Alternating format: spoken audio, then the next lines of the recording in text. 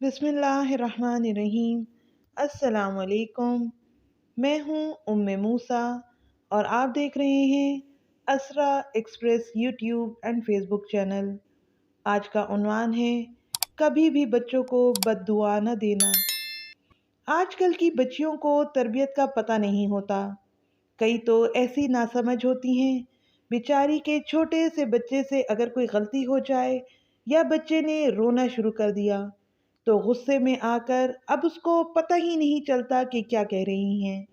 कभी अपने आप को कोसना शुरू कर देती हैं कि काश मैं मर जाती तो अच्छा था। कभी बच्चे को बद्दुआएं देना शुरू कर देती हैं। याद रखना कि बच्चे को कभी बद्दुआएं ना देना। जिंदगी में कोई ऐसा वक्त ना आए कि गुस्से में आके बद्दुआएं देने लग जाना।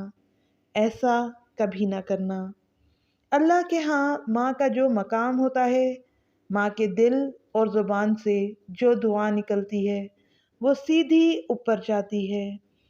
अर्श के दरवाजे खुल जाते हैं तो दुआ अल्लाह के यहाँ पेश कर दी जाती है और कबूल कर दी जाती है। मगर शैतान बड़ा ही मरदूद है। वो माँ के जहन में ये डालता है कि मैं गाली तो देती हूँ मगर मेरे दिल में नहीं होती। ये शैतान का बड़ा फंदा है। हकीकत में तो बद्दुआ के अल्फाज कहलवाता है और माँ को तसल्ली देता है कि तूने कहा तो था कि मर जाओ मगर तुम्हारे दिल में नहीं था। कभी भी शैतान के धोखे में ना आना। बच्चे को बद्दुआ न देना। कई माएँ बच्चों को बद्दुआएं देकर उनकी आकबत खराब कर देती हैं और अपनी जिंदगी बर्बाद कर देती हैं। एक किस्सा उस माँ का जिसकी बद्दुआ का असर होकर रहा।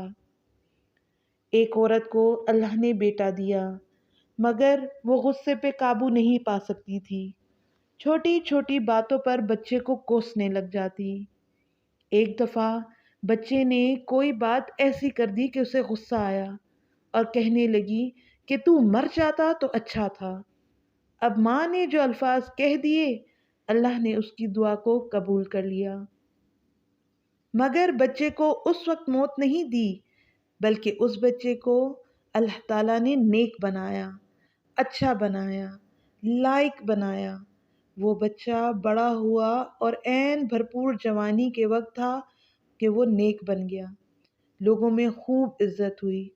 लोग नाम लेते कि बेटा हो तो फलां जैसा हो। फिर अल्लाह ने उसको बख्त दिए, कारोबार भी बहुत अच्छा हो गया। लोगों में उसकी बहुत इज्जत थी, तस्करे और चर्चे थे। अब माँ ने उसकी शादी का प्रोग्राम बनाया। उसके लिए खूबसूरत लड़की को ढूंढा गया। शादी की तैयारियां की। जब शादी में सिर्फ चंद दिन बाकी थे, उस वक्त अल्लाह ने उस बेटे को मौत अता कर दी। अब माँ रोने बैठ गई। मेरा तो जवान बेटा रुखसत हो गया। रो रो कर हाल खराब हो गए।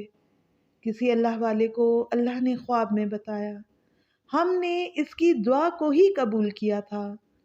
जिसने बचपन में कहा था कि तू मर जाता तो अच्छा था।